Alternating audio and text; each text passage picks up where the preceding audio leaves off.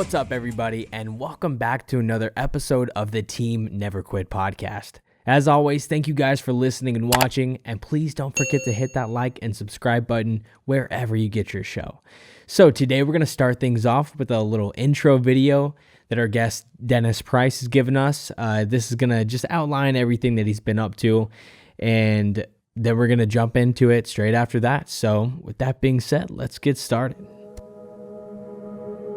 My name is Dennis Price. I served about 17 years in the Marine Corps, 15 years active duty, Force Recon, Scout Sniper, Ranger, JSOC.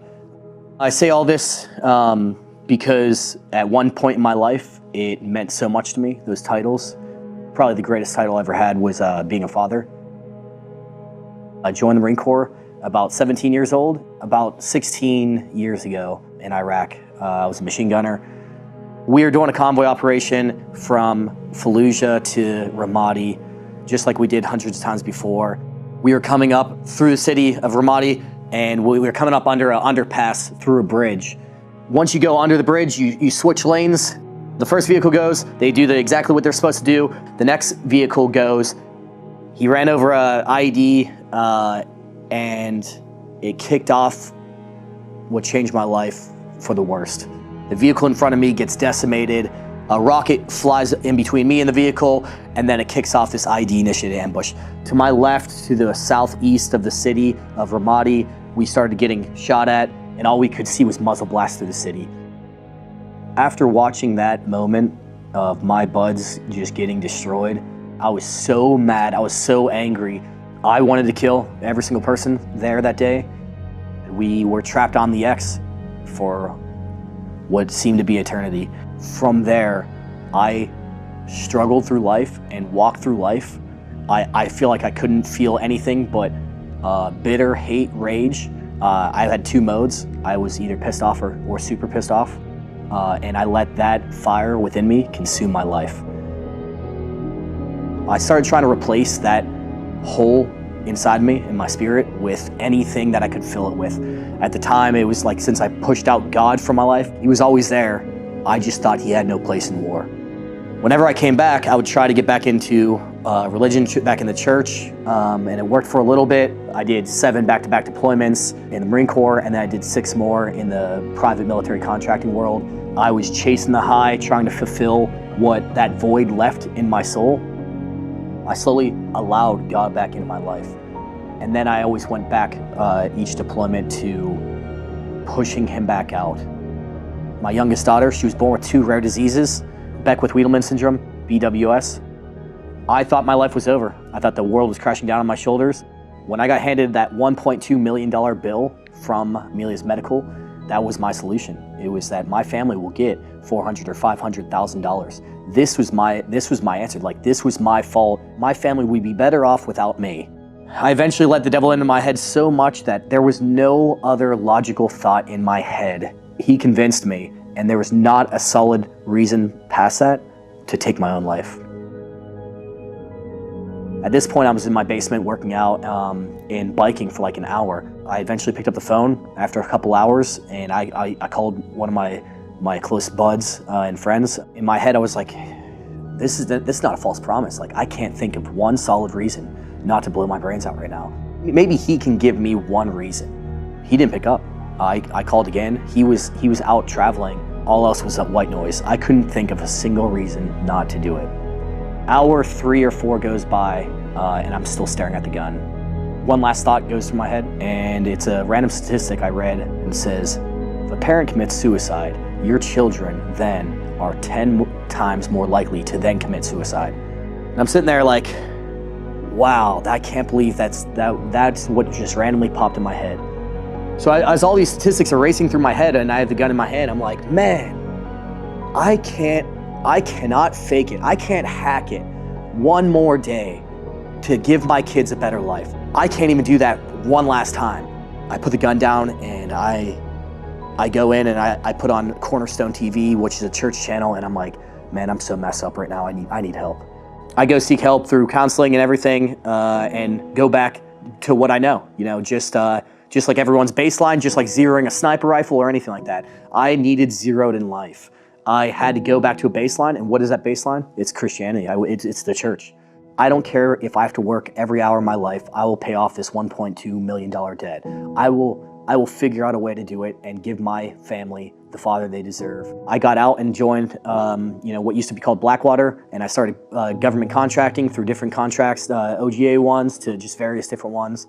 I was walking down the hallways, and all of a sudden, it felt like I got struck by lightning. And that is the best way I always try to describe it. Every hair on my body was standing up, and that's the first and only time I ever heard the audible voice of God. And he says, "You have to go save them." I was like, "What? What's going on?" And I go down the hall, I turn on the TV, and I see Afghanistan, Kabul, all about to fall, and this is before it fell.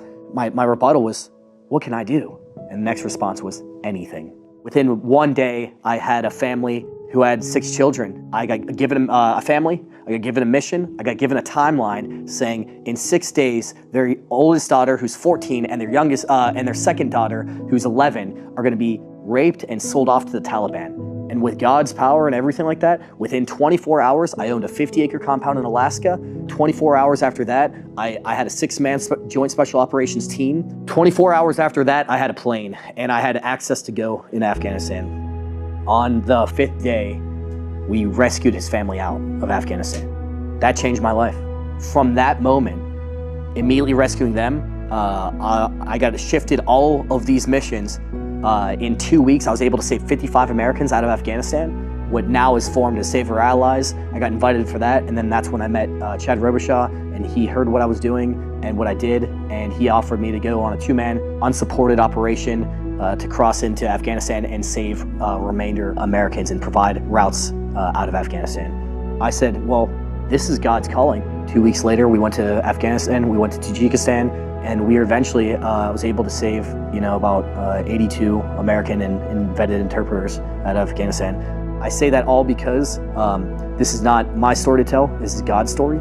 He used me, a broken man, used my life skill when I convinced myself years ago that I was here as God's war vessel. It was just that slight shift from going from taking lives to saving lives. It changed my life. I now dedicate my life to serving God, serving the Lord, and using my skill set to helping others and serving others. Now I work at Mighty Oaks. I go around and help other veterans. I help them deal with the same exact things I am. And I go around the world and just try to help people out, because that's ultimately what we're here for.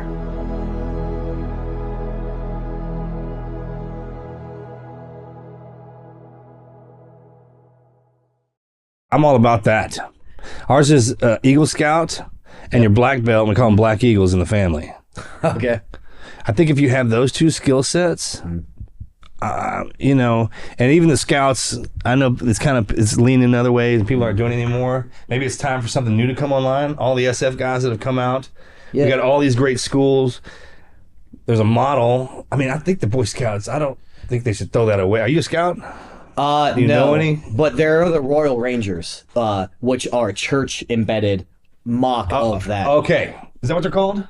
That's what my new church. That's what they and I've heard about that. I've heard that they're doing that. So I was curious because my grandfather, my father, all of them had their Eagle Scouts. Nice. I was too. The black belt's huge. Yes. So that black belt in any discipline. Yeah. Whatever you can, you got, wherever God stuck you. If there's something around there, get your ass in it, because it's just body confidence. Yeah. Coordination, self-confidence, self-discipline. They don't talk about that. And in general, my thing is, once I became a man, and I don't mean like, oh, whatever. I mean, when I didn't have to walk in fear anymore, because I have 4 kids, family man. If another man comes to me and tries to punk me out or steal what is mine in front of me and my children, do I have the self-confidence to stop him? And because I'm a man of violence, I know what I can do to him, and now I don't have to back up in fear and whatever else. And every man has that right and should be trained in that way. So we don't have to walk in. That's why everyone has guns now, because everyone's too afraid to go fisticuff and they pull out a knife or they pull out a gun, because instead of just walking away and solving it physically, everyone's so scared, so they carry guns now. It's because everyone started training in Jiu Jitsu, and everyone thinks that everyone is a badass, and they are. And then here we are. I mean, we just got back from all these wars. Look at us, man. I mean, we're designed to look terrifying. That was the whole idea. And then we came back and the freaking kids got online. You're like, oh, now you got to switch it around. So I have a theory of the jiu-jitsu part and the MMA, I think I think that broke up where now everyone can do it. Because I think the worst part was getting jumped and people kicking you on the ground. So like before MMA and whatever, if I were to go in the streets and I were to fight someone, it's all like the honor in fighting went away. So if I were to fight you or something like that, and boom, I hit the ground. Now you stomp my face until so now I'm scared. I have to protect I bring a gun. And now I don't know how to fight or something like that. So therefore, I will pull it out when I feel in danger. Now you know I have a gun, you carry a gun, and then the world. Sure. And that's where I think one thing feeds itself. Yeah, absolutely. One thing feeds the other. One thing absolutely feeds the other. And that, what you said about being a man. Can you walk down the street with your family and fear nothing? That if that's, I hadn't ever heard a definition. Yeah. Have you read that anywhere? No, I made it up. It's good. Because I don't remember when that happened. Do you remember the day where you came out? Or because with us, we kind of evolve into this thing and we come back. I didn't have the family when I was in. Yeah, it's an evolved thing. Yeah. But I thought about that, what you just said. I mean, it's been in my head before when we're walking around, I'm very comfortable wherever they're at. Yeah. Like comfortable to see everybody else having a good time and then not just solely focus on this, that, and the other. I agree with that 100%, man. And so one of the things I try to do now is I try to encourage other men and other males, we'll say, to take up these jiu-jitsu sports, to take up anything. Go to the gym, do whatever, because you shouldn't have to live in fear. And us as men, as providers and defenders, we should be able to walk around with our family and not feel that someone's going to punk us out, take what is ours, or do something where we have to shy away from conflict, you know? You guys, we've probably played this game throughout time. That's probably where sport came from. I'm like, hey, man, we can all learn to be badasses. Yeah. And we can all learn to fight. We can do this. And you got to think the traditional karate, and that all stemmed from holding a weapon in their hand. And they pulled the weapon out of their hand, and then they got good at the ground. There's a ground game. There is absolutely a standing game. There's an offset game. There's fighting on horses. I mean, we can go all the way. You know how technical humans can get. Look what we did. Look what we had access to, all that tech. Yeah. To do those things. I do think that whatever you can get yourself into, go do it. Yeah, because you're just learning what you can. No one likes to get hit. No one likes to get pushed. No one likes to get talked to. No one likes to get talked to. Everyone, you know what I'm talking about in the beginning, man. If some adults can walk in the room, man, and the way they address you scare the piss out of you, just by the tone in their voice when they're trying to be heartful. Not hurtful. It's amazing. So you need to know, and that's the best part about having people older than you that have done it. And there's some. I took my kid into a couple of schools, man. And he was learning how to do this, and they just kicked the shit out of him, and he got even more intimidated. And that's the worst. You know what I'm talking about? That's the beaten dog theory. Yeah, and I understand. I know it. I know the theory. I get it. I'm understanding it. I've been there, you know. But some of them don't respond to that. Yeah, that's the coolest part I think about the kids. And when you see all that, is like, hey man, this worked on me, and you think it, but it's different. That's the cool part about being a teacher now. You're kind of like freaking changes. Yeah, if the only tool in the toolbox that you have is a hammer, then everything's a nail. Right? Yeah, of course. Like if this worked on me or whatever, it was like, so when I first came back from my first deployment in Iraq, like 17 years ago. We came back and the next platoon was we were gearing them up for Afghan, and there's this fat like 18-year-old, like unathletic, nerdy, everything like that, and no sex specs, whole freaking whole nine, birth control goggles. BCs, that's right, BCs. So one of my guys, my seniors, who he eventually told him, he's like, if you don't start going to the gym, like we're gearing up again to go back to combat. He's like, if you don't start going to the gym, I'm going to come in every day in your room and beat your ass. Yeah. And they did. And they would. And it worked. Yeah. And I was very surprised about that. I think that's why we can do that. Otherwise, I don't think we would have that particular ability, because some people, it just, whatever it is, it takes a little fire. And then how many times at the funerals that we've been to, when people are talking about the guys who've died, when they really talk about them, and this kind of got to me the other day. Someone had explained this to me, and I never really thought about it. I was like, but some of us died, and people thought we were dead. And then the guys that die, when we talk about them, usually what you hear about is like, man, what I loved about him is he told me how it was. I mean, what they say at your funeral is probably the most important stuff, right? Mm-hmm. And you hear, we've been to enough of them where there's certain things, certain guys like, man, that guy was straight up with me. He freaking let me know how I was, when I was supposed to do it.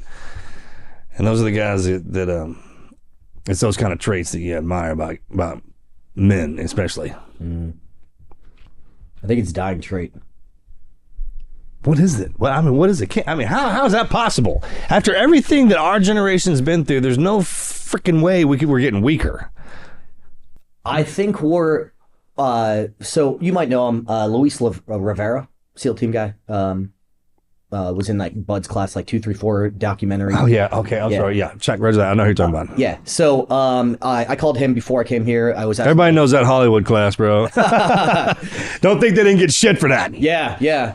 So I called him. I always call him before I do a podcast to pray for me and how I can articulate, how do I say my story and not be too Bible thumping, Yeah. Because it involves God a lot. Because if ever how I tell it, it leads to one conclusion. You can tell however you want. That's the best part. Well, here's the deal: is if you have the ability to do that, then you should. Yeah. Because some people can't articulate it. They can't. They'll either articulate it one side too hard to where they won't hear your story. Because once you start spitting scripture, people will shift to that. That's why there's the mind, body, and the spirit. And if we're just sitting around talking about war stories about us getting our ass kicked for the scripture, you know what I mean? Yeah. Then if you have the ability to mix those, absolutely. And that takes practice. Yeah. That takes practice, bro. And if you can get good at that, then what you've done is you can correlate the two. Mm-hmm. So that's what I'm at right now in my point of life. Is that where they got you? It did. It got me. Okay, check. Dude, go ahead. So I think, and this is through falling on my face a million times and pushing God out a whole bunch and trying to take things in my own hands and falling on my face again. That God, I could go into a church and preach and live this holy life, but that's not who God uses for people like us. He uses these war-torn warriors, and he exposes us to certain things and uses us, and then we eventually find through Christ. And then now I'm able to sit here warrior to warrior, and otherwise if a guy came here never served anything like that from Houston, bald head, fat belly, he was you should learn about God. You're probably gonna brush him off, but guys like us, it's we can reach those hardened people in those hard areas in missionary work in Cuba, Haiti, all those people in need, and you're hey, I'm here to help. And this is who I am, and I'm here to help preach the gospel, but I'm also here to help you and free the oppressed. Bro, I hit him with the Star Wars analogy. I was hey, we were raised on the dark side of the Force, man.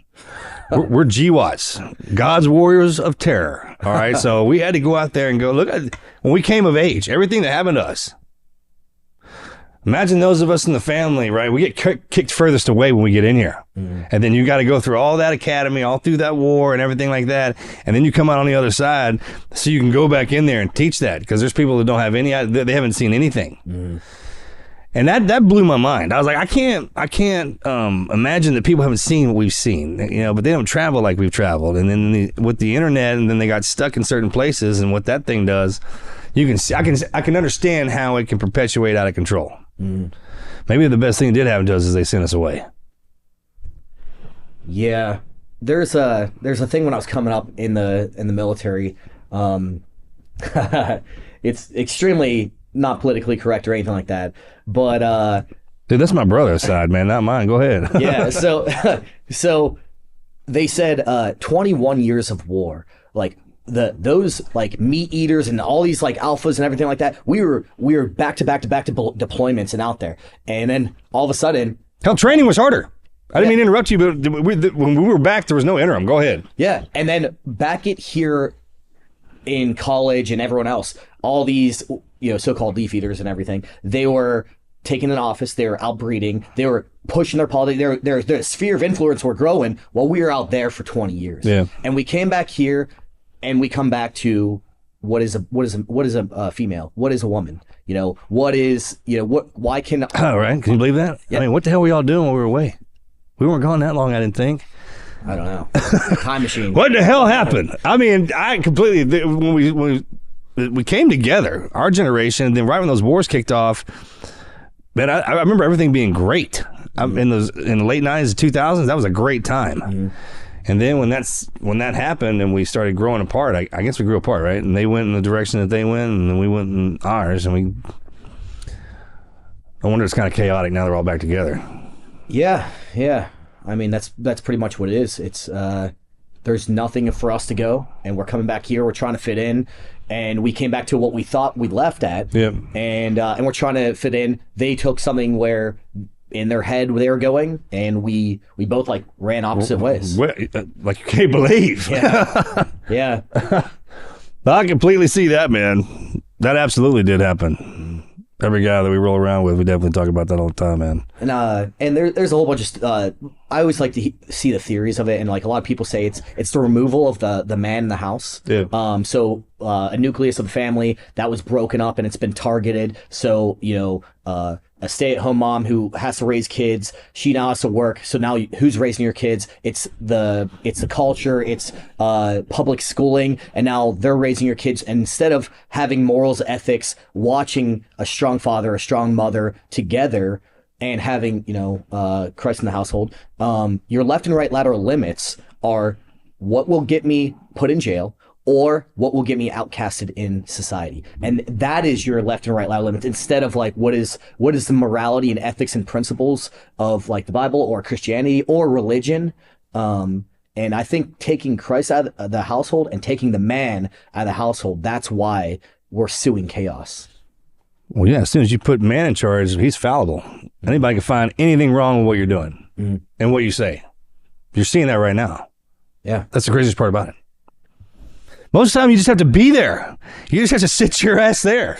I mean, when my kid was telling me the other day, like, man, you look, people are scared. People, when you look mean. I'm like, well, that was the whole point back in the day. I didn't know I was going to live this long. Most of my guys didn't. We didn't think we were going to freaking make it, but we did. Now here we are. I was like, so you got to switch that around. Oh, I even tell the guys now when I go out, I'm like, hey, look, when you move back into your town, your neighbors aren't going to come talk to you. They're not. They're just scared to death. Like I said, you look terrifying. All the stories they hear about us, they're true. Most of them. If they came out of somewhere, especially where we were at, and both those places, if something came out of there was something there. That's just how it was. When they threw us in there, we had no idea what that was. And then when he came back, the way I had to switch it in my head, kind of like you did, but Jesus is the boss, man. My assignment was to marry that beautiful woman. That's my kid right there. I just had to make sure I was, hey, do you like the sergeant? Because she outranks me. I couldn't yell back. I couldn't yell at her. I was talking to some guys the other day, man. Somebody said this. He goes, if you ever caught anybody talking to your wife and kids the way you do sometimes, man, you'd freaking kill them. Not tell them to stop. Yeah. You'd freaking... And our guys can do that. We got taught that just for cool points and all the stuff that we were going to. You can't believe everything they taught our guys. Some of our guys say they had this, they did, and they're freaking dangerous. So I'm like, when you look at it, like when they said that to me, that'll hit. That it's not a yelling; it's like a reminding you, like that's your assignment is that woman and them kids. So whatever they want to go do, and I mean, bro, listen to this. The other day we were at a basketball game. My son's 12 years old. It was quadruple overtime or something like that. Score was 34-34 or something. And I had more stress watching them trying to win that damn basketball game than I did when we were in combat, and we've been taught to shoot at people. You know what I mean? Yeah. It's like you have to, you can take when they take us out of those elements and put us in, it doesn't mean that there's not stress. It comes at you differently. And when you have the ability to hear that from other guys, that's the best. And a lot of our guys are searching for that. There needs to be a filler. You gotta have God in everything. Period. So don't ever be afraid of talking about that. Yeah. Yeah, that's something that I struggle with, and like I was telling Hunter, I wanted to start with the podcast with that my testimony intro, just because it covers so much content, material, all this other stuff that it took me a lifelong of getting it wrong to hopefully get on track and slowly. And that only happened like 2 years ago. So Yeah, right before quarantine, probably. Right? actually, yeah, exactly. I felt like we were going to do something on that. I talked to a lot of the guys that got hit like that. So that was me getting out of the military. So I was like 15 years in active duty service, and I was getting on terminal leave, and everything was spiraling. My fourth daughter was born with 2 rare diseases, and I got handed like a $1.2 million medical bill, and I was like, what do I do? What, like, I now, so the doctors told me after the life flight of her from Alabama to Children's Hospital Philadelphia, they were like, she spent 6 months in that specialty care clinic with my wife. I was active duty with 3 kids at the time, trying to even stay afloat. And then the doctor said, like, you have to now only live in these 2 areas, Children's Hospital Philadelphia or Children's Hospital right outside of Houston. Yeah. There's only one that can cover her special needs. I was like, I'm an active duty military. What can I do? And like, these are the only 2 things you can do. And so I got out right before early retirement, and I got handed that $1.2 million medical bill, and man, my life plummeted. I got that voice inside my head that was like, hey, and all that. How old? What, my daughter? No, how old are you? About 35. That's pretty steep at that age. Yeah, and that was like 7 deployments in, everything, and I was like, and then that voice got in my head, our common enemy, the devil, was like, it was like white noise. He was like, this is happening because your daughter, because you devoted your life to combat, because you devoted your life to killing people, that you were this mean person who grew in the hatred of other humans, and you kept, you took God and you labeled it, and it said that you will be his war vessel, and that all you knew and all the torment that you brought people through. Now this is your daughter is born. This is happening. Oh yeah, because check of what Roger. you did. Yeah. So I had that, and like I said, I try to explain it kind of like a jammer. Like that white noise was like static in my ear. That all common sense, whatever someone would tell me, I couldn't even hear it. Like I was like, man, this is because of me. That is true. Like, and he got in my ear, and he's like, and if you do take your life, that $1.2 million. Your family will get $400,000. They will be set up for life, and this is all because of what you devoted your life to. And a dark night, on one night, I almost took my own life, and that's when I came to God and just gave it all to Him. And yeah, So people don't understand that it's not an immediate thing; it's a step thing, right? Mm-hmm. It doesn't happen just automatically. Like there's little things that happen, and the voice keeps. Does that how it works? Yeah. Like I try to. The best way I try to describe it is that white noise, like static. Like it was jamming, like a jammer. It was jamming my connection with God, because I grew up in the church. It was jamming my feeling that the God was not present anymore, which was inaccurate. I could not hear I couldn't feel the presence of God. That white noise was just tuned up more and more, and as I listened to it more, it tuned more and more. Yeah. And then I only could think of, and I just went down a bad path, convinced myself that this was, the only way out. And then,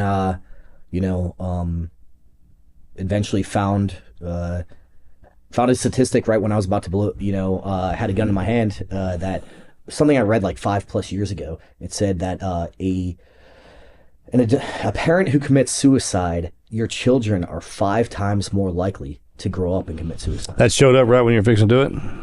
That came up in my head. Oh, check. Roger that. Yeah. That's how it works?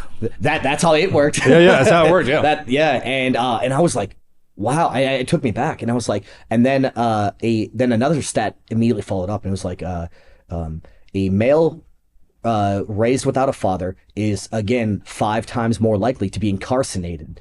Incarcerated. The female, I have 3 daughters and 1 son. Females, preteen pregnancies are like 10 times more likely if they grow up without a father.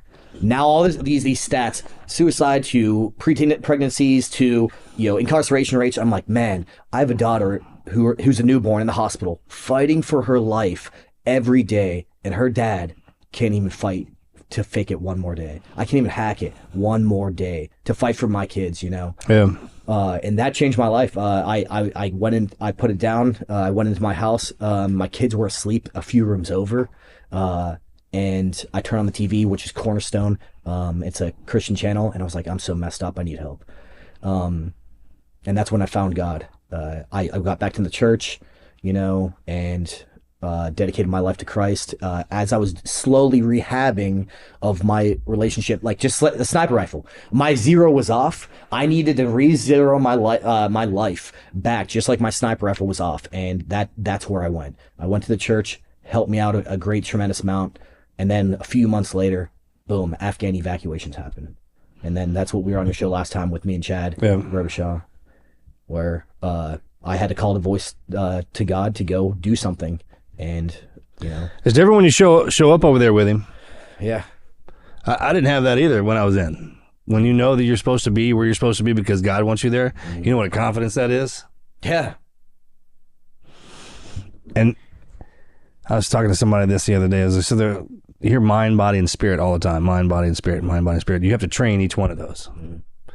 Some people born into this world, they're body people. You can see them when they walk in the door. You're not born looking like that. You have to earn that. I mean, when someone walks in the door and they look like they're in shape, then that means you know you got discipline, right? They can take pain, and they got a routine going on, everything. A lot of people who like to work out and everything, they don't like to go to school. They don't like to study, and they don't like going to church.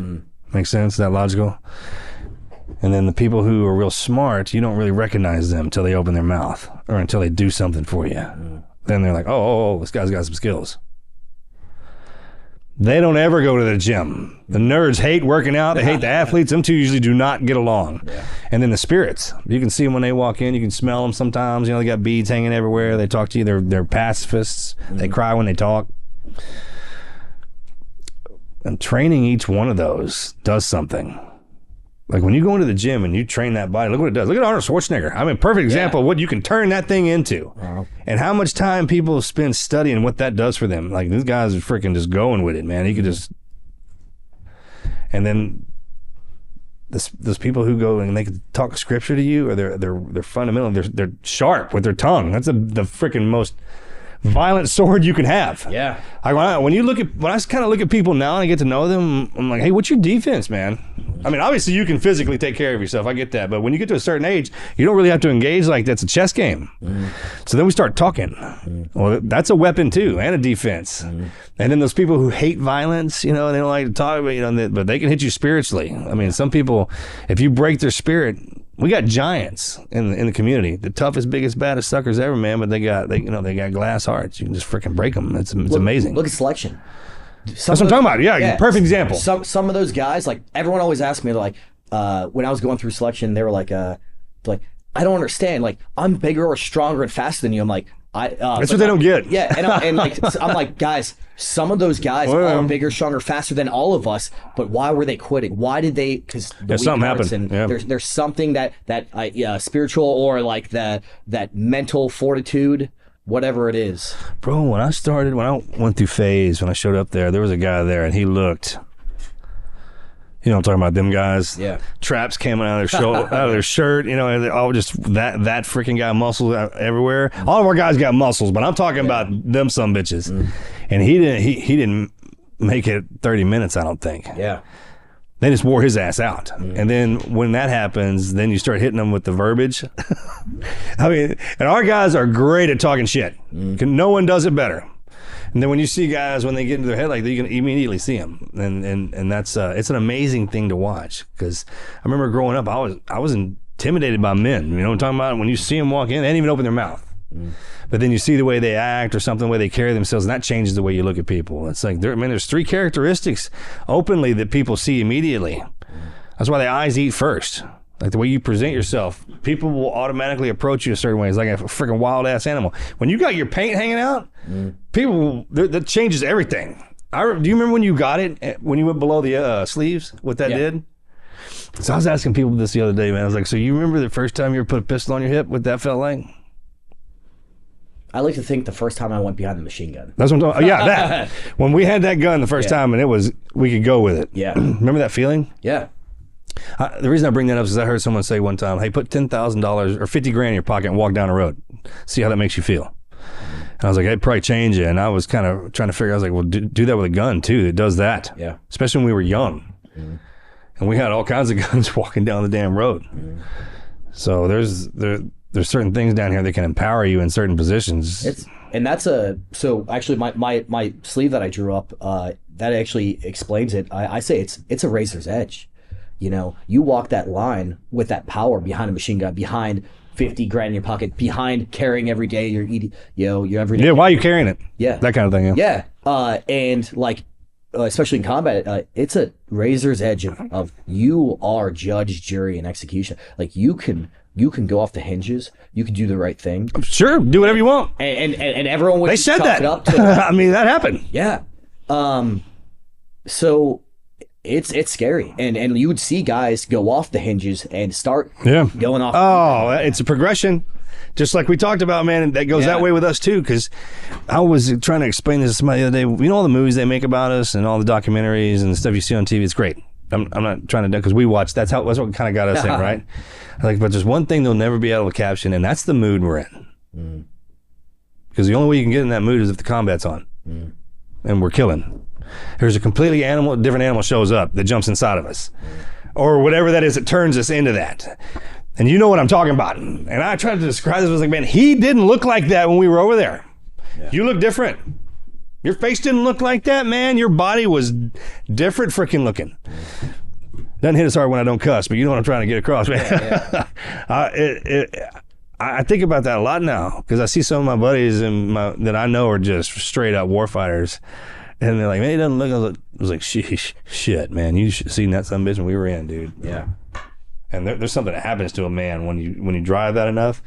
Just think about back in the day, they could have war trophies. And those war fighters, when you go all the way back, how they did things, we don't have all that. Like, we're under rules, which is crazy to think, but considering what we got done. But back in the day, man, if the men decided to jump off the chain and straighten stuff up around here, no one can do anything. It says in the Bible, we were put here to subdue this place. And when we got doing that, we probably started killing each other. That's why sport came about. So, I mean, you got to put discipline. Yeah, that's what I think that it is what keeps us from that razor's edge and trying to do the right thing because they know how finicky that can go. Sure, hey, we'll put you on the damn razor's edge if you'll do the right thing. Yeah, and we need to say it to them like that too, because when they advertised this business for us, it was like no one makes it. This is the hardest thing ever. You're gonna die. I was like, my chief said that to me. He goes, I want you on the edge. I'll let you know when you've gone too deep. I want you there, right there where the demons live. Some of us have to live there so the other ones don't. That's okay. That's why we're trained on the dark side. I try to enforce that in the guys. Like, it's okay. You got that duality of you. There's that bad, wicked, evil. I mean, pure heart, wicked mind, and appetite for destruction is what's in that sucker. Yeah. All of us are like that. All of us are like that. I figured that out when we deployed one time. And about midway through deployment, I was doing, this was after I made some rank. I was having to do write-ups. And I was talking to some guy, and he wasn't even I didn't know it. He's an Air Force guy. And I mean, this dude was straight up badass. Like, he wasn't scared of shit. He could just get it on, right? And I was like, you're not even a damn SEAL? He's like, no. I was like, well, man, we may have different color skins on the outside, but when we get in there and start throwing down, it doesn't matter. Everything showed up to that fight. Yeah. Right? Remember those days? I try and tell the guys now, man, it's just, when you try and tell them to, hey, man, just relax and enjoy, like, be a suburban dad. Like, be a freaking nerd. And when your grandkids hear about it, it blows their mind to what we did and where we went. That's just the hardest part, is making that transition for them. Yeah, I like to think that that we're prepping them, not in a kind of, like, crazy way, but I always try to tell my peers, to my friends and everything like that, like 17 years in the military and through special operations, like, if I were to just retire all of that and not pass that down to my kids and they have to deal with a war, what did I do for them, Oh, well, we don't get me started on that one, man. I was talking about that the other damn day. Yeah. So I run a 15-year pre-sniper program for my kids. Yeah. Oh, I started training them too. They've already been in jiu-jitsu. I was like, you think we're tough? Wait till you see these suckers, man. Because we left all that hardware in Afghanistan and overseas, and people got pissed about it. I was like, no, we left it there because we're going to come back. We're going to come get it.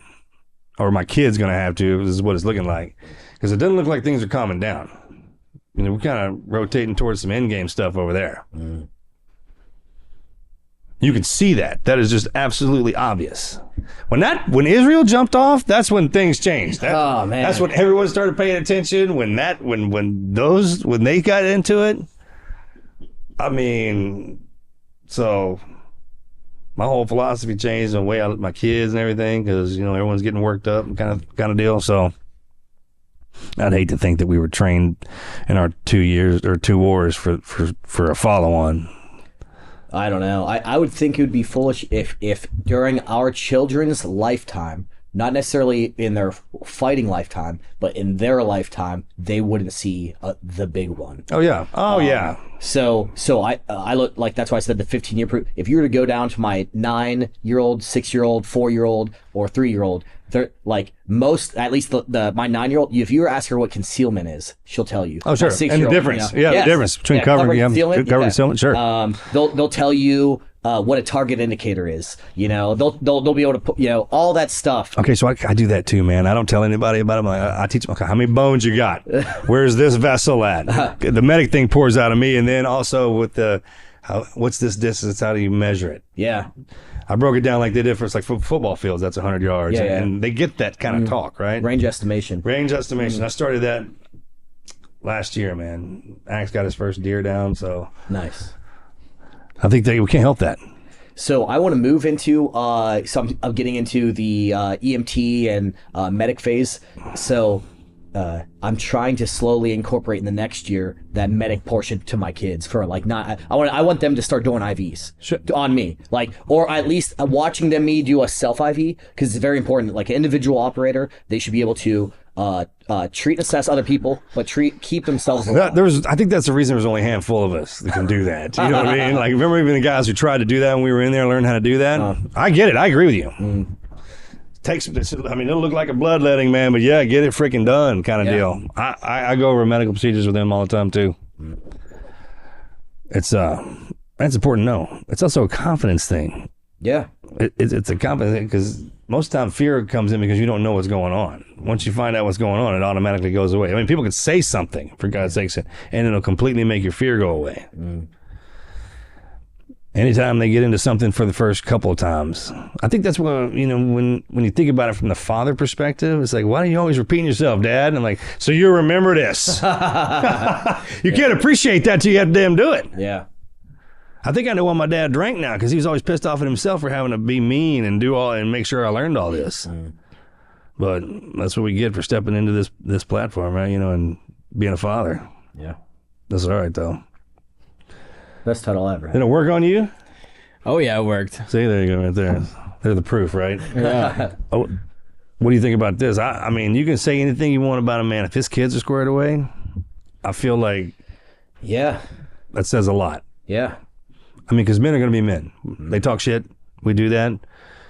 Even when we love each other. That's the worst, actually.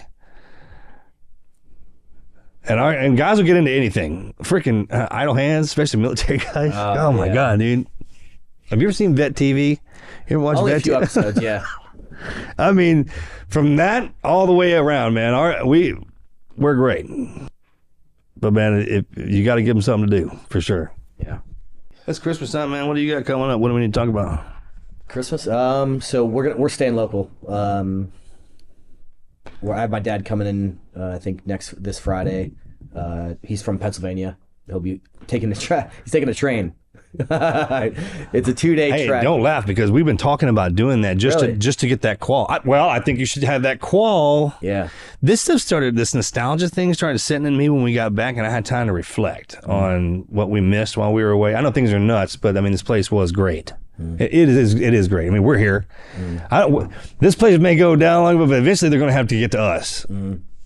And we, that place where they sent us was about as low as you can go. We were living on the ground. I mean, everyone else is living in mansions. They're complaining about getting in a Mercedes and driving into town into the city. Yeah. Not a Higgins boat going over to D-Day. Man. You know what I'm talking about? And then watching what happened, grabbing the next one. Yeah. And just... So, I mean, if our guys aren't freaking out, then they shouldn't worry.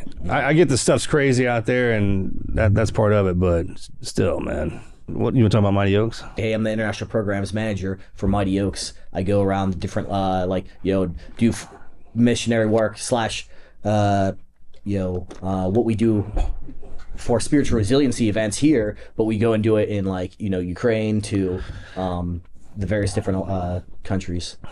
And that's what I spoke about in the beginning, was like that I truly believe that God selected guys like us to go out and use our special skills to go to these hard to reach places. Well, we're not afraid to go there. Yeah. And that's what I was going to ask you. So there's the Red Cross, there's the organizations that we grew, Bob Hope.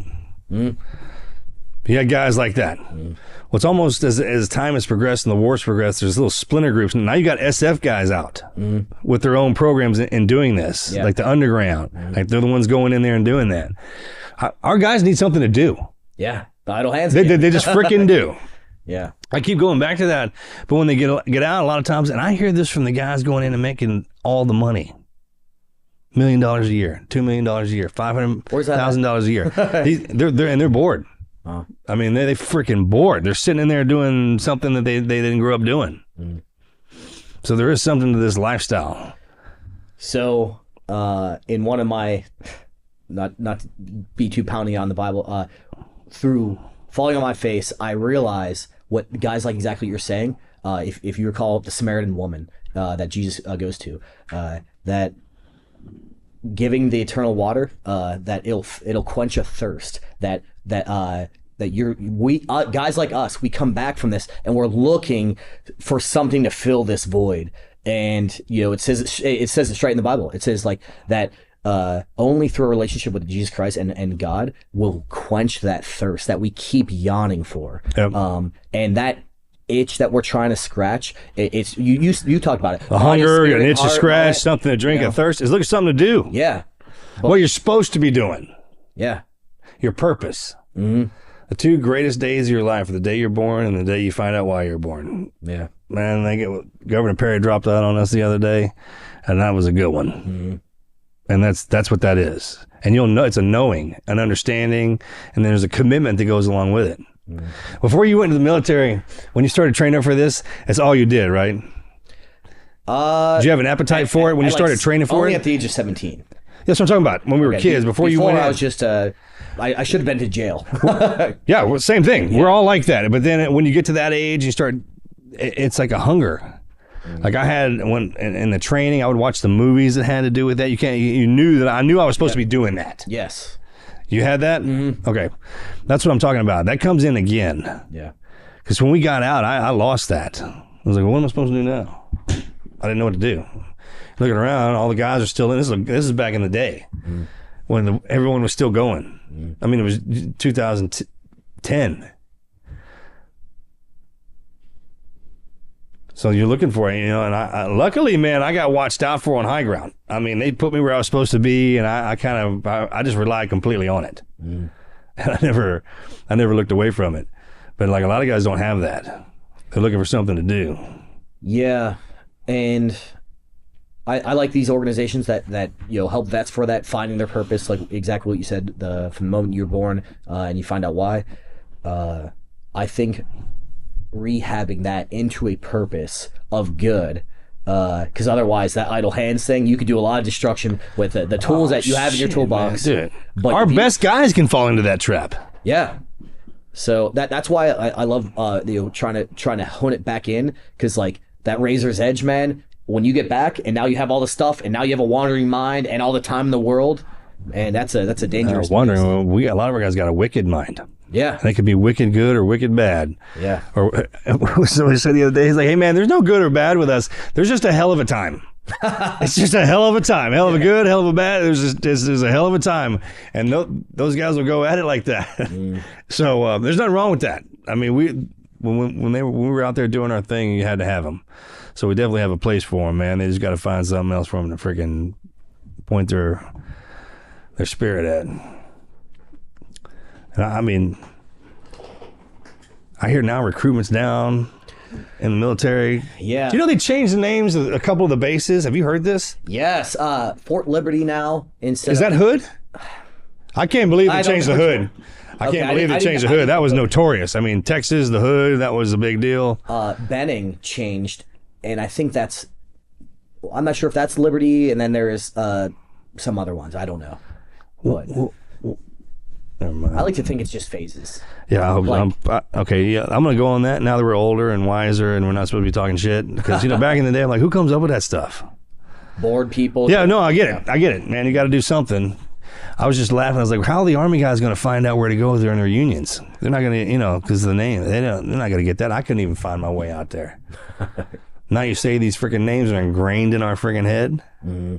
Bragg was ingrained in my head from watching Rambo. All right, before I even got in the military, I knew about Fort Bragg. It was the first base I ever knew about. It's the only base I ever knew about. I actually got to live there and go to school there. It was great.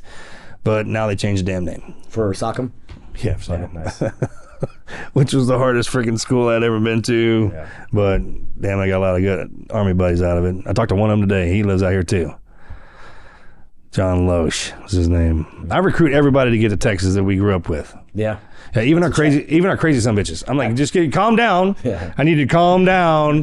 That's what Chad did to me. I just moved out here like a year and a half ago. Yeah. He's like, get them all out here. And I will say this. It's why I say since I moved here, it really, Texas is honestly everything it's chalked up to be. Like, I know when you're in and like it is from Texas, you're like, get out of here. Like they talk about. That's true too. That happens while we're in. Like, fuck, what are you even talking about? Like, just come hang out. Yeah. So many, like all of my buddies, we all lived together. Our kids go to school together. We planned this while we were in. Yeah. And I would bring them home while we were in. When we got pre-deployment leave or post-deployment leave, I'm like, hey man, just come hang out with us. Live on a freaking, you sleep on the ground, we live on a farm. It's great. Yeah. I'm trying to redo Sparta here.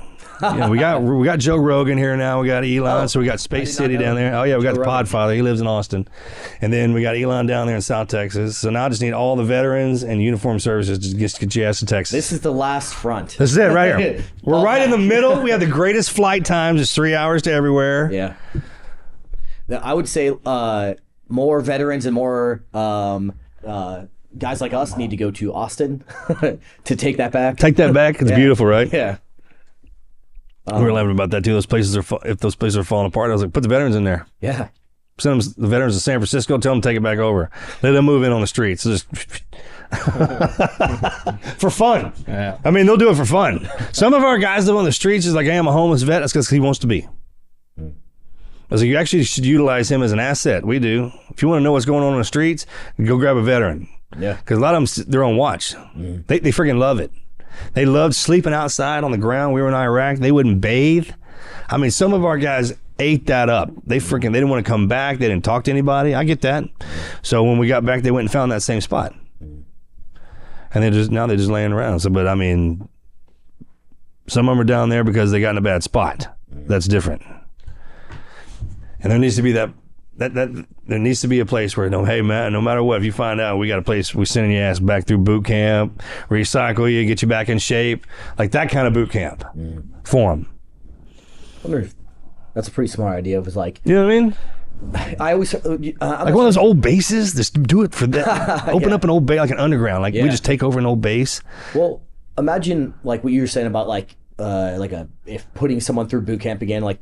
I'm not sure if whenever you're coming up in high school and everything, do you ever get threatened of bad rough kids to like, you're gonna go to boot camp, and not like military, but there is a boot camp. For bad kids. For bad kids, yeah, absolutely. Yeah. Scared straight kind of thing, absolutely. So I wonder. I'm curious. I wonder if they still have programs like that. But then again, like people like that for mid 30s of like, hey man, to get your life, to get you out of drugs, to like rehab, like you need to go. Yeah, no 30-year-olds should be out there on the friggin' street doing that shit. They're supposed to be our hard chargers. Yeah, 30s, that's your get some. So like hopefully it's like a refresh button, like scared straight to a reality check.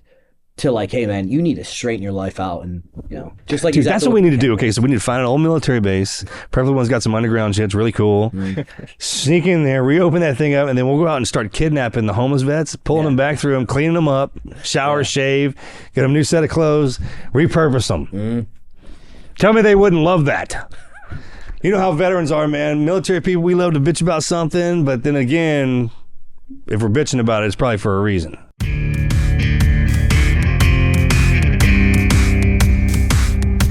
So confidence can be a real roller coaster, right? Sometimes soaring high and other times not quite hitting the mark where it counts. That's where HIMS comes into play by offering discreet and affordable solutions for sexual health all online. Their clinically proven alternatives to Viagra and Cialis are up to 95% cheaper, some just as low as $2 a dose. Answer a few quick questions and your tailored treatment is on its way. No insurance required and one low price covers it all: treatments, visits, and deliveries. And here's the real kicker. Besides the performance benefits, another awesome perk I've noticed is my beard has been growing in much, much fuller, and I've got to admit my hair is looking better and more luscious than ever. It is pretty incredible. Start your free online visit today at hims.com/TNQ. That's HIMS.com/TNQ for your personalized treatment options. Prescriptions require an online consultation with a healthcare provider, ensuring safety and appropriateness. Check the website for details. Subscription may be required with pricing based on the product and plan. Your confidence starts here with HIMS.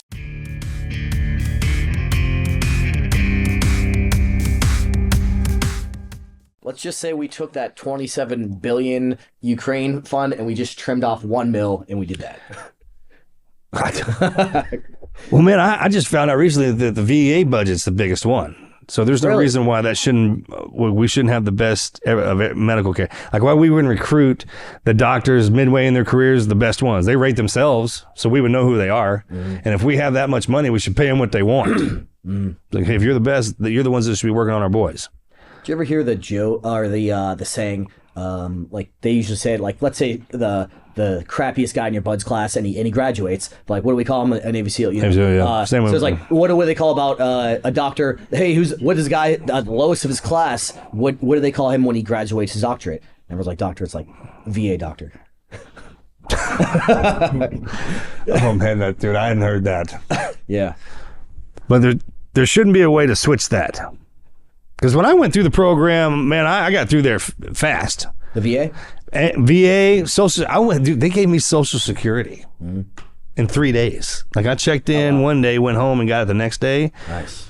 Can you believe that? I mean, they gave that to me. Crazy, yeah. I didn't earn it, and I went up. You know, I gave it back to them. I just kept it in an account. I didn't even use it. I was like, I don't need this. But so I know it's possible. And when we're in, you know how fast we get through medical and dental. They're like, get your ass in there and get out. You can't deploy. They make you go. Yeah. Like if you got an asset you dump that much money into, I just could it be like, okay, so when they get out, can they just go into the military bases why don't the vets when they get out, why don't they live around a base and like retake over the town? And then if they get sick or anything, they can go back to the base. Yeah, that's Are we allowed to do that? Yeah. And it's crazy because like the military is ran like a socialist thing. That's like that. Oh no, I get. Yeah, you're right. That'd be like a socialist project where it's like, hey, here's a community that is formed off of this bill of tax dollars.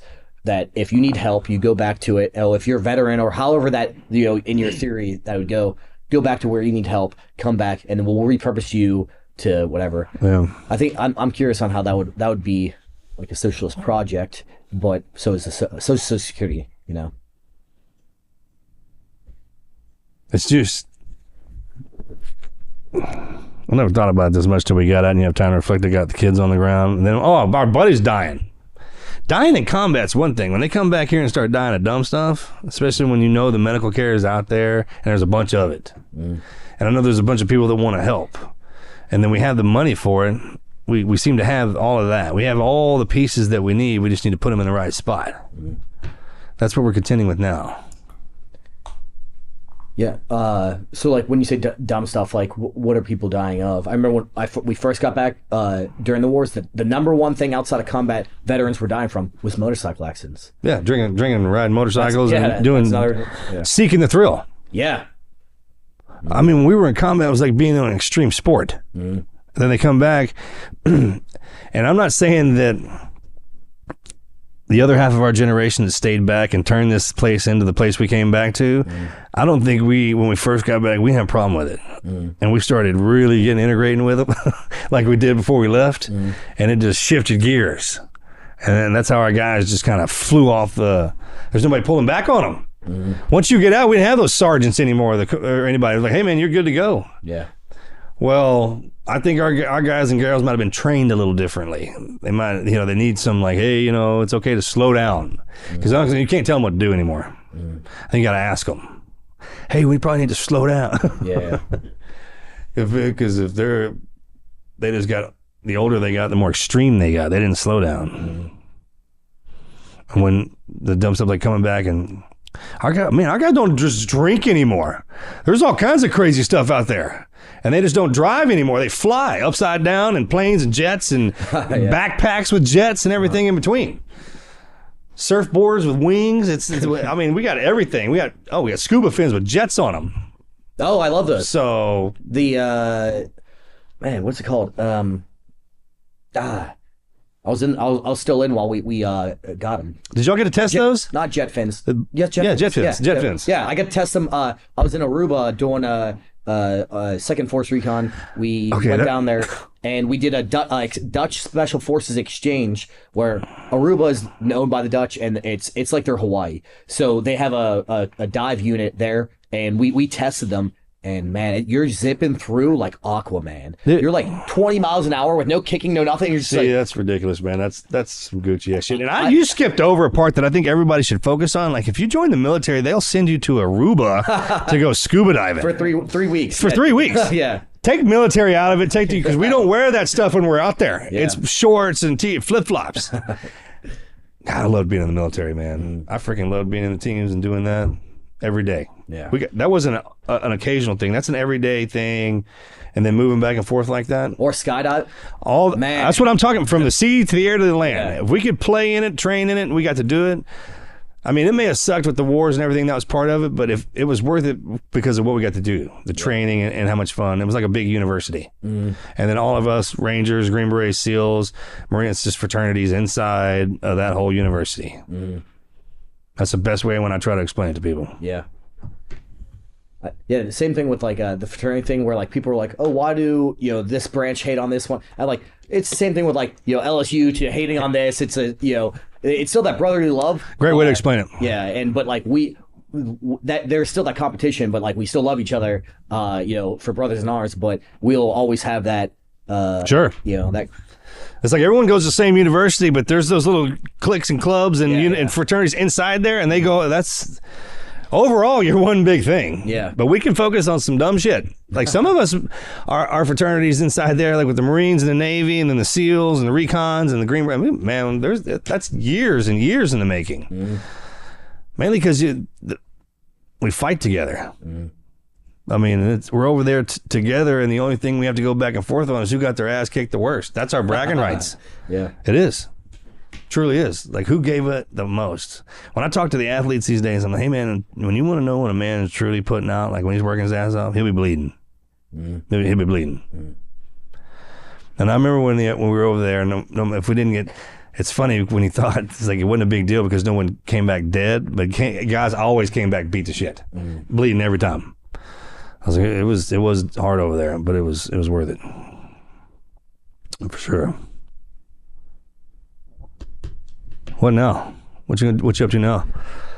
So, like I said, I work for Muddy Oaks for the international side, and I also on the side, like I just restarted back up teaching people how to shoot through my company I own, Polaris Group. So you traveling to them, and you got a camp that you have, or how's that work? Renaissance Shooting Company, shooting club, and then I do it at a Thunder Ranch. So like every Saturday, I run a class for like 3 hours long, and basically, like we talk. Tell us about it. Every Saturday, from what month to what month? Yeah. So we try to do every Saturday, depending on our schedules. But it's like 12 to 3 o'clock.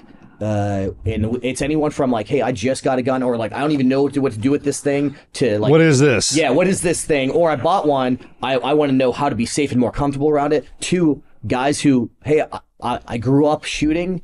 I would like a proper, instruction on formal block of instruction on how to shoot, and then how to shoot better. Because outside of like Kentucky windage and style, like, country boy shooting, to 2-gun and 3-gun competitions, look into that extra edge. So me, Force Recon Scout Sniper and Special Forces Sniper instructor, I teach pistol, rifle, and sniper school stuff.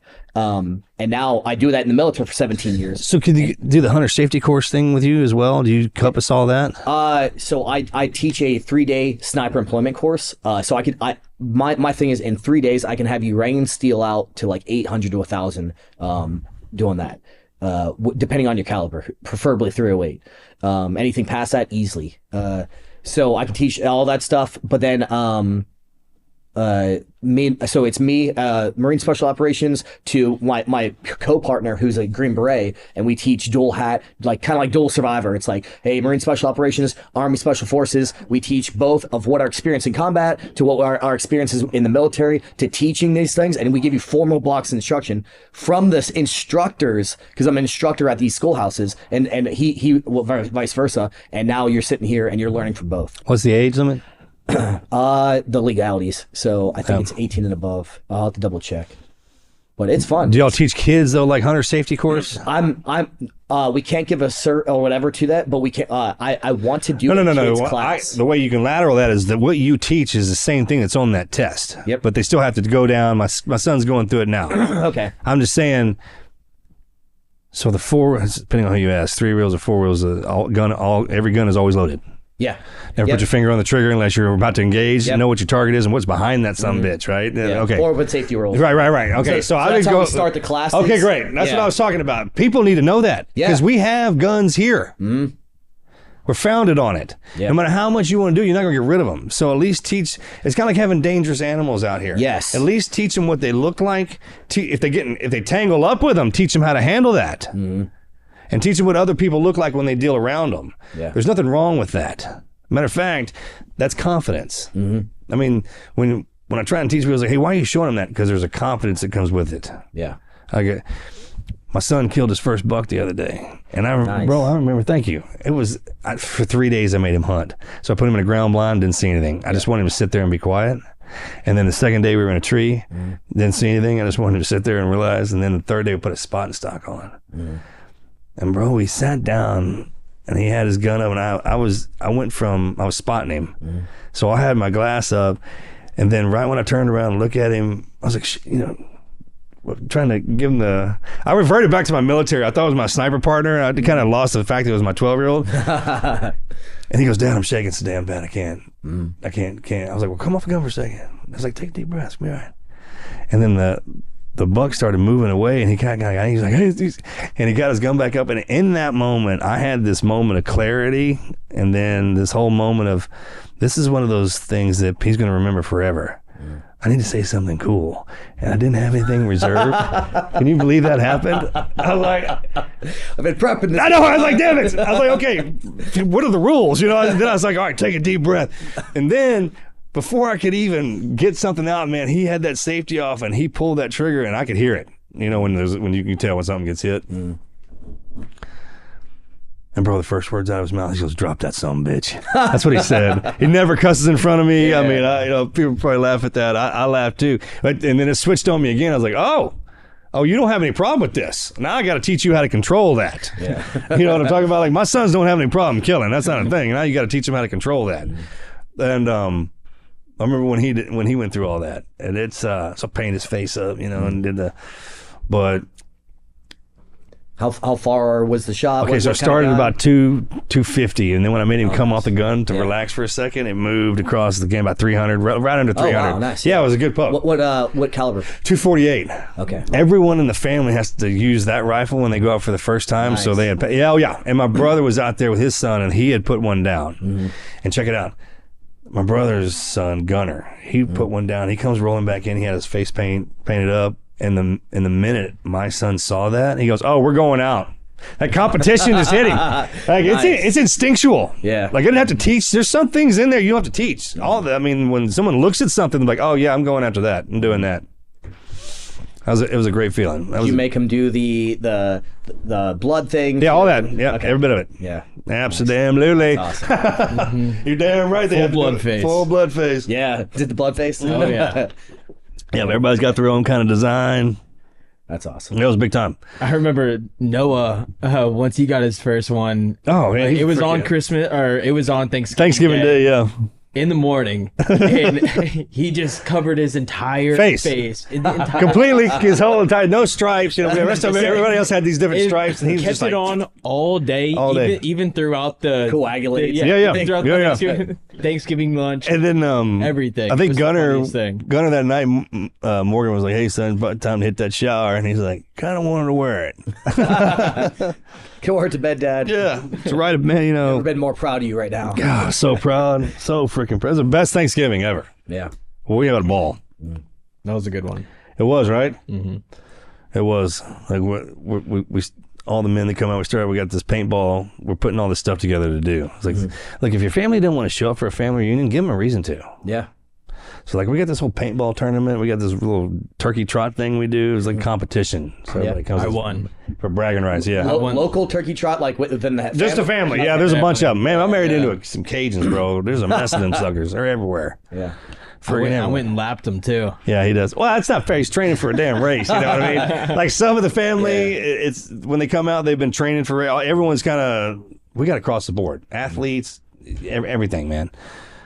So it's interesting every year when we come out. So on that note, like turkey trots and like raising future warriors and healthy, individuals. So me and my wife started from when we dated on that we do every Thanksgiving. You have to earn your keep. So we do the turkey trot, 3 mile, whatever. I have 4 kids, 9, 6, 4, 3.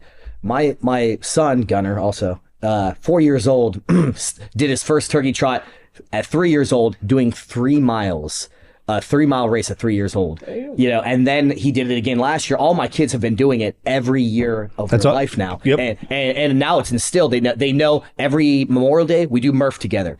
Together everyone achieves more, team, and it's like, I can't believe how much fun that is. Oh, I know. They and like, man, and we do it together because like we cheerlead each other, we like encourage each other, because otherwise they could hate it. That's generational too. Yes. So as me and my wife, we started doing this whole thing, and every Thanksgiving they know, hey, we're doing our turkey trot 3 mile race. And I do it with a rucksack so I don't get like too amped and yell at Yeah. Quit walking. So I have a 50-pound rucksack, and sometimes like on the little ones, I'll put them up. I'll let them like, hey, you run the first mile, I'll carry the second mile, and you finish strong on the 3rd mile. Dude, our little ones, same thing. Yeah. All across, because you got the grandparents out there with us and everybody across the board, and it's who can beat. At that age, that when the kids get a chance to beat just one kid a little bit older than them, it does something to them, man. It freaking does something. I think that's great. We didn't have that. Did you have that growing up? No. See, I didn't either. That's why I think we're so big on it. Yeah. At Christmas time, man, December 1st, I got A Christmas Vacation. That song, the opening scene, I got that movie playing all day. Every day during Christmas, there's a Christmas movie on. Yeah. You got to go get our tree at a certain day. I dig it, man. I don't know. I was reading about the World War II guys, especially them. It's like when they got back from war, like they went back to their town and got a job at the post office or doing something, and that's all they did. Like work back home and then did the holidays. They didn't want any chaos. They just wanted everything to be comfortable and relaxing and peaceful. I get that. Yeah. I hear theories all the time of like, where did America spiral? And everyone like points to whoever, and everyone always points obviously to the hippie generation. Hippies, yeah. But they actually, I always hear that too. Yeah. I mean, that's when they that was the most defiant, but they actually blamed exactly what you're saying, where the World War II, like they came back and that they took everything for granted before, so they wanted to have a good family, so they kind of they encouraged their children. They overdid it, and that's where the hippie group grew up and went into this rebellious child who you can see that, and then you saw the economic boom too during that time. So like money was nice, everything, and then that must have been a crazy time. 60s, 70s, 80s, and 90s, the best. And it's almost like, because I feel like the baby boomers kind of gave us everything. I mean, we were fully grown at 12 years old. We fought in all the wars. I mean, look at our lives. Either they were trying to kill us or they were really, really cool to us. That's kind of the same thing. And I never thought about it till you said it, but they come back from World War II especially. I mean, that's a freaking war. Yeah. And the greatest generation, where do you go from there? What is the next generation supposed to do if the greatest one's already showed up? And then they held them so tight because they didn't want them to die. Yeah. You can see how that happened to us, because then you got the patriots and then you got the hippies, and look how extreme they freaking are. Yeah. And I bet it was the pacifist kids that turned into the damn war fighters. It switched, right? Because it was so intense when they got back.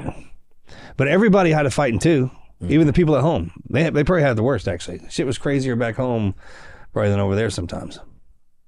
I'm always curious to see, like, if you ever hear stories of people who, like, they want, there's like, it comes to like a point of depression where, like, the people who wanted to but they couldn't medically. Oh yeah, it's the worst. Did you ever hear that? Yeah, oh yeah, I think they got it. That's true. Yeah. They whatever happens to them, it's a phenomenon for sure. I've never discussed it with anybody, but I've noticed it though. Yeah. I mean, you really notice it now. Like, I guess because we can spot them. It's like being able to see through your skins. Like when somebody walks in on me and you're like, oh, bro, I can spot your ass a mile away. Sure. That's one of those other things that happens to us when we get back. It's like when your vision changes. And what I mean by that is like when you can spot people. Yeah. Like you just right away. Yeah. If you're used to everyone trying to profile them, yeah, sure. Immediately. Immediately. And it's crazy because, like, I heard it just recently again, like a couple weeks ago. It's like that, you know, and someone's described it in a non-military way. They say, like, alphas immediately when they walk into the room, they assess the possible threats. Oh. And it's like, hey, if it's a big guy, if it's an intimidating guy, whatever. But like, if you spin that, like operators, we immediately sniff each other out. Like, you could be in a room full and you'd be like, hey, this guy, he's either law enforcement or military, and hey, he's kind of kept together. He's aggressive posture or like alert, and he's also scanning the room. Sure. You know? So I gotta, it's cool to see, I keep doing that. And now that my kids are in school and they're growing up, when I go in to watch them do their things in school, now I'm looking at the teachers. I'm like, oh, look, that is definitely, you're the coach. Yeah. Right? I was like, oh, you teach band. that kind of thing. And it's when you notice people's identities, it's really remarkable. Really. And I guess because everybody we had to look at was either hated us or tried to kill us. So you kind of learn to spot what's what, and then you learn to spot what their mannerisms too. Yeah. Yeah, so, sure. I mean, you're a sniper as well. So, like, we have to, you know, and especially in reconnaissance and surveillance. Like, freaking watch. You're watching people from far, and you're developing who they are through their mannerisms. To, like, hey, they're pointing, this guy's in charge, this guy's whatever. Their body posture to timidity down, who's in charge, and what's the hierarchy, you know. I think it's fascinating, and then like working sources and like working people too. It's like, you said, like, bro, this guy's a math teacher. That's the guy's a gym teacher. You know, I heard one of my instructors saying it's, you know, how deaf people are remarkable at that. It's like that happens to the sniper because we look at them from afar, you can't hear them. You're watching them talk, wait them move, then you can't see their lips move, but you can understand mannerisms and body language. That's all we got. Not only that, we do it forever. We sit there and watch. Yeah, and you just kind of understand. You can see it. I had one buddy, he's like, oh, I've seen this movie. Like, you just know what's going to happen if something's going down. You can see him posture up, and you can start picking that up and sniffing it out. Yeah. For sure. That definitely happens to us. And then they hone that in, and then they send us over, and then we got to do it. And what was remarkable about it is everybody else we were going after was covered up. So imagine you had you know what you were looking at, but then they covered it up, so then you really had to freaking look. I never thought about it like that, what that really happened, what that did to us, for sure. And once the guys and girls get past them, we settle down on them and make them remarkable teachers. That's what I like to do now. That's what I was telling about the shooting instruction. And to, like, now I teach. Yeah, it's got to be remarkable teachers. I love it now, and like, and because I love it, and there's what I think you said it, where now the war's done, the GWAT's done. You're trying to teach guys who don't have any of that. How do you understand? Well, you take all that experience, you try to do that, and breed the next ones coming up. Because these kids there's something. These COVID babies and all these suckers coming up, they got special skills, man. You don't put some discipline in them. Their hand-eye coordination, how fast they are, the way they retain things, their muscle memory, muscle movement, the way they recover. I mean, everyone, there's a lot of them out there that think they're getting weaker. They're not. I mean, that's not how this. I don't think this is how this thing works. I mean, you know what I'm talking about? So there's a spot for all of them came back, man. We just got to kick them in the ass. Yeah. Show it to them. I think it's so important to put them, like we talked about, to martial arts, to some kind of sport. So that they it had to be why that stuff's invented. And so many different sports because we have so many different types of kids. Hey, there's something out there for you. And if we got stuff on other planets now, like on Mars and everything. We can put a kid in a special school that can develop what he is. I know now, and I've grown up with this. I got buddies. There's some people, when you try to make them do math, they will shit in the chair. They can't do it. It's just a thing. Mm-hmm. And then there's someone who can absolutely do it. They know the answer before. So there's something going on there. That's not just happening in one or two people. That's not a phenomenon. That's a thing. Yeah. So if you know things are different here, and we have all this money, we have all these capabilities, and now it's just like, we can do this. I just know we can. For the sport thing, when you're talking about like there's a sport to for any of you. Any of you. You got to remember that in the Olympics, in the Winter Olympics, curling, that thing. I think every freaking operator, when they get out, should try and do that sport, and that because it could, for that very reason. Yeah, I always joke. I always watch that. Really? You don't watch it? I saw it a few times just as a joke. No. But all SEALs watch that thing, man. We laugh about that damn thing, but we watch it. Yeah. So I always joke around and say, like, I want to get really good at that just so I can go to the Olympics and say I'm Olympian. Oh, my God. We laugh about that. We've said that same thing. It's like, if we had a team that would go to the Olympics or something, what sport? Yeah. Nobody likes to get hit anymore. And all that kind of stuff. And a lot of stuff is too broke to be like too broke. It's exhausting to do a lot of stuff. It's like, what are we going to do, man? Let's do that freaking curling, man. Yeah. Absolutely.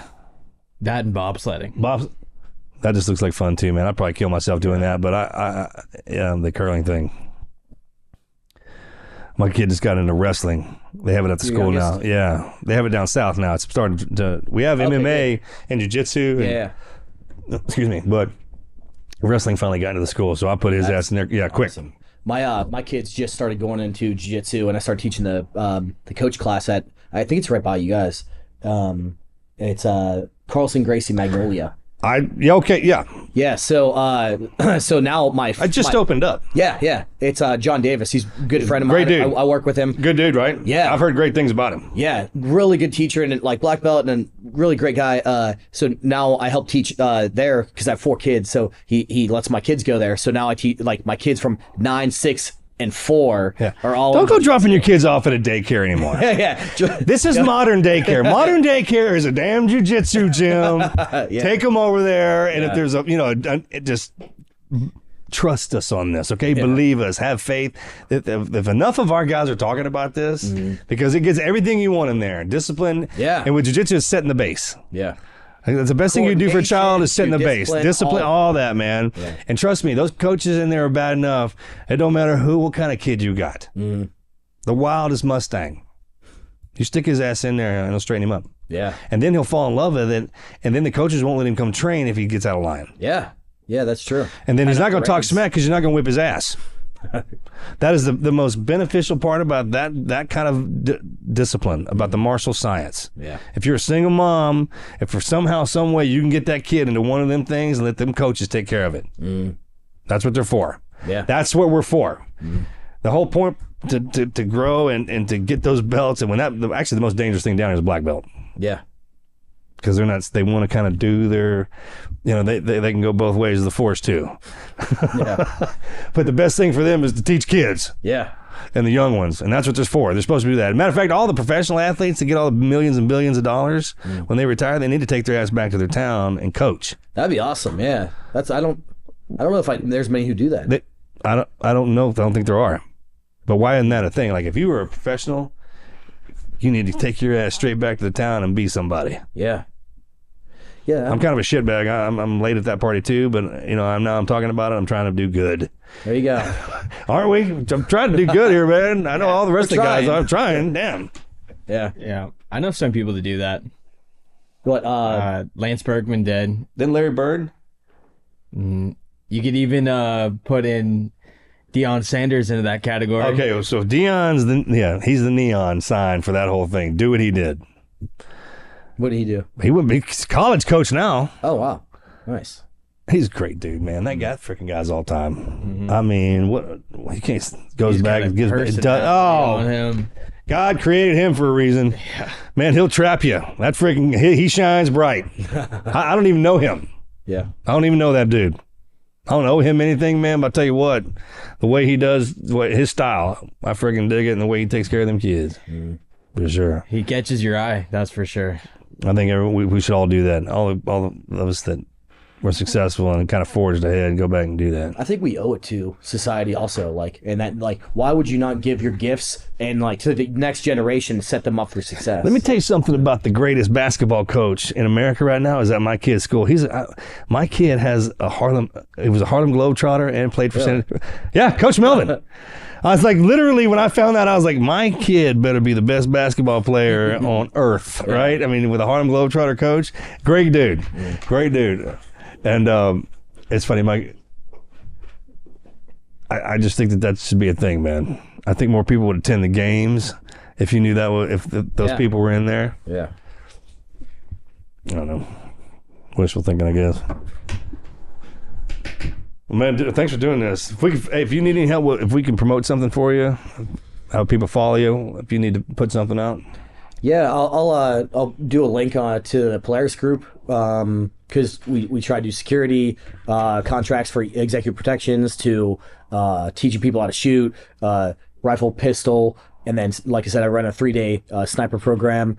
Any other skills that I've acquired through like 17 years of special operations, and then my Green Beret partner Josh Walton, we dual hat the whole thing, and then. Man, it needs to be summer camp thing, like a confidence games. So that's one thing we're levels. talking about. Like you do that, and then they also go train in the Jiu Jitsu in the school time, and they got a camp, and I mean, we harness all the stuff that we learned when we were kids, and then we sent around and road tested it, and now we're back with it. So one thing to go on that one too is, like, everyone's trying to always go like special operation. So we thought about doing a selection prep thing where, like, we run you through like a 3-day selection style thing of like, and like a man camp, like you're going to go through it with like, think of the bonds you grew with your buds class. Like that bond is it's the one thing I tell under combat. That's the closest thing you can. Those classes are different. You're talking about a different beast altogether, because they separate us the minute we graduate. Did you know that? No. Oh yeah, we all get sent to different teams. Oh no, I didn't know that. Very rarely do you get to go with a team with even one other guy. Maybe Really? Get lucky. Yeah, but the one thing that happens to us, there's nothing closer than a buds class. Yeah. Period. Yeah. Absolutely true. And I mean, you're talking about 3 days. I'm talking about there's 52 weeks in the year. 2 weeks you better take for yourself. Right. And when we were growing up, you heard about those summer camps. Mm-hmm. Like they would go out on the lake and they would do this, but all those skill sets, confidence. Yeah.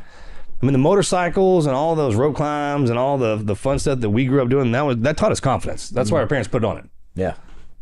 And look what happened to us. Look where it took us. I mean, you don't have to go as extreme as we did with it, but I mean, you still need to have it. Yeah. That was the most important thing I tried to teach him growing up, was just freaking confidence. What you said, walk down the road not to be afraid of any man walking around, or what he's carrying. Once you get to that level, it's a peaceful place to be down here. Yes, and that's the biggest thing I want to really key on is, like, it's peaceful. Now you don't have to live in peaceful, fear, man. And no man should have to carry that burden. That is a burden. It is to walk around with that. Yeah. I remember what that felt like before. Like when you see somebody like, oh yeah. I remember it's a weight. Yeah. And you as a protector of the family, you as a male figure, you as a whatever, like, you shouldn't have that. You should not have to carry that. That shouldn't even be in your wheelhouse. Yeah. Not once you put the family on board. Yeah. Especially with the family on board. Especially with the family on board. They shouldn't be afraid of you, and you shouldn't be afraid of anything else. Yeah. Now, they should respect you, and there's an intimidation thing. Of course, guys like us, I'm like, you better be afraid of me, you little shit. Yeah, I still do that, but in reality, man, that you shouldn't be afraid. Because that ruins everything. It ruins the time and everything in between. If something can go wrong, you dwell on it. I'm working on right now, for my personal, is when something sets me off, how fast I can reel it back. Yeah, that's a good skill. That's a tough one for us. Because there's some things that'll set us off and you'll be mad for a week, or you at least think about it. Yeah. Remember those? So there's a really good quote I came across, and I don't remember if it was like, Theodore Roosevelt or some Benjamin Franklin, but they said a speech made in anger will be the best speech you ever spoke that you'll regret. Yeah. And I'm like, man, like, that's good. Because like the things, and then another one I just read a few days ago, it was saying that years of love are forgotten in minutes of anger. Like what we say to our wife or loved ones. I think about that. My doc gave me that piece of advice. Your doc? My doctor. Yeah. One of them. He's like, man, don't ever say anything. Change her opinion about you, the way she looks at you, because we can. You and I can walk out that door right now and say something to somebody who change the way they look at us, like, I mean, immediately. And there's been a couple times just to win. Yeah. Just to win the damn argument, we can do that. Yeah. And do it so, I mean, to kill the spirit just to win, we freaking do that. Yeah. And I man, that was the hardest. There's a couple times I was like, I'm going to try to hold that back. It's in there for a reason, obviously. I needed it as a weapon, but not with your wife. Yeah. You know, you imagine if your kids were standing around and you broke that son of a bitch out and freaking cut somebody with it? When we started this thing, you said, imagine if the way you talk to your wife was, if you'd let another man talk to you. You got me. I was like, pow. I was like, dude. When I hit guys with that one, they fucking hear like, that, dude. It gets them in the behind the heart. It did. Immediately, behind the heart. My demeanor was like, oh yeah, got me. Well, right between the eyes. I say that to the operators. They feel it the worst. Yeah. And because when that guy hit me with it, I was like, son of a. Yeah. Because no one will whip just like we whip ourselves. The minute one of us, when you realize that you've done something, the look on your face, you don't have to say anything anymore. You don't have to, after I deliver that to them, they're just like, yeah. Not only that, you'll remember it. It's one of those when your wife's standing there, you're like, fucking Marcus. she'll watch us later on and be like, that son of a bitch ruined it forever. Yeah. Somebody put that magic phrase on me and kind of, it's like when the old man would walk in and like, you're my operator. You're the most deadly thing I got down here. You tell me some teenager in a car cut you off in traffic because they didn't know how to drive and that pissed you off. Yeah. You know, he talked to me like that. And I'm like, the old man. When the old man talks to you, because he's real quiet, and you love him to death, you know he's a badass, right? And so just kind of like, and he's so proud of you because he knows what you're capable of. And it's not a yell, it's a reminder. Those are the worst, right? When the old man would yell at me, I was like, okay, could you just beat me? Just do something bad to us? Yeah. No, you're better than that, right? And I'm like, damn it. Those are the worst. Freaking the old man. What do you guys got planned for the holiday, for Christmas? We could stay home, you? Yeah, we're staying home. That's the best, I think. Holiday, like Thanksgiving, you go mingle it up, but I think Christmas, man, we're going to chill. So we used to travel around, and everyone expects you to travel around. Sure. Until we had our like fourth kid. Was like, dude, if I can't drive to you, like I'm not paying 6 tickets to come see like you guys. When that makes for great TV though. Like when they start writing movies, it's about guys like you in the minivan with all the kids. The special forces dude going to Christmas. Yeah. I mean, there's got to be some comedy in that somewhere. I could just see it. Yeah. And we're the same way. Yeah. We did the travel and kind of, but there's something about waking up in the morning. I wrap the kids' doors with wrapping presents, or wrapping paper. So the first present I get is them coming out of the room. Nice. And then we don't clean up any of the wrapping paper throughout the day.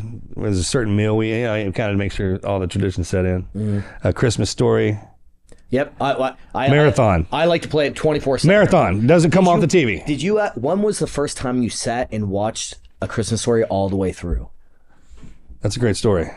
It might have been after I got back from the military. That it was way late in life. Yeah, I want to say it was like within the last 5 years. Yeah, I when I got watch back. it every year. Sit on down rotation. and sit there and watch it. Yes, and I sometimes I'll be like, man, I didn't know this was in there. Or like, I don't remember ever seeing this. Because you're watching in pieces all throughout the day and listening. Yeah, because there's stuff going on. Matter of fact, we do the trivia questions now. Or if you really pay attention, like what was sitting in the background, and this, that, and the other, like of A Christmas Story. Yeah. Did you do that escape room yet? So there's escape rooms around here. I went on a double date with my wife and my coworker and his wife, and one of the themes was A Christmas Story, and it was like trivia, weird things, and it was the living room of A Christmas Story with the lamp and everything. Oh yeah, leg lamp. And yeah, I have one. Oh nice. I have a major award. Tragically. It's it's actually a major award. Yep. Like the trivia, freaking great movie. Christmas Story, Four Christmases, I think, is great. Is that with Reese Witherspoon? Yeah. Vince. Oh, I feel if it has a Christmas theme in it, if people were smart, they would just throw a Christmas time frame into a good movie, and then it's going to be set. Yeah. Scrooge with Bill Murray is one of my favorites. I've only watched it a few times. It's a good one. Rewatch it. The Santa Claus is a big one. Home Alone, they say, is the largest grossing Christmas movie. I love that one. How could you not? Yeah. That's one I grew up in. And I mean, grown ass men. Have you tried to getting watch back from 2 wars? And which one? Have you tried to watch it with your kids? Man, it's an adult movie. I didn't realize that. The first like 10 minutes of the film of Home Alone 1, the kid, the little like nerdy 9-year-old kid opens up and it's a Playboy magazine. And I had that one. I had that Playboy with that broadcaster on it. I saw that the other day and I laughed about it. That's right, yeah. But when I watched I put up my kids on, I was like, man, this is gonna be so much fun. 5 minutes later, I'm like, nope. Bro, the minute you think that they haven't seen the stuff if that pops into your head, like, oh, I don't want them, they weren't seen it. Yeah, they're really far ahead of us. We are pretty stringent in my house. Where like, I am no too. YouTube, no nothing like that. No social media. We get that too, but they got to leave the house. Plus, they got a lot of brothers and sisters and aunts and uncles running around. The holidays. And the school. And the school. My 9-year-old came back and I said something one time. She's like, Dad, I like said it loosely and not use the word. She's like, Dad, are you talking about people being GAY? Yeah. And I was like, what? How do you know what that is? You're 9 years old. And she's like, people say it at school. And I said, what? Yeah. And that dawned on me. And I was like, man, what kind of schools? What are you guys doing there? Oh, it doesn't matter. Yeah. Even if they're talking about it in a good context, that's the way to learn it. Yeah. Pick that up quick. And what you said, some kids have older siblings. So, yeah. The way it really gets to them is if they're just a little bit older. You ever try to teach, this happened to me, it's phenomenal. I try to teach my kids something, and then a kid will walk in 2 years older than him and say the same thing. Oh, I get it. It's like they learn fast, especially from the one right above them. And that kind of dwindles down. It doesn't matter if you don't have them on social media or anything like that, they're still going to hear parts of it. Maybe watered down, but they're still going to get it. Yeah. Just set the base. That's all you got to do. Give them something solid to come home to so when they go out in the field. So that's growing as a man, growing as a father, from having one child and reading books like to help me prep for having daughters and everything. Yeah. Strong Fathers, Strong Daughters is probably the best book of a new and coming father. It said that whenever you have a baby, quit worrying if you're going to have a boy or girl. You have a baby. Baby, yeah.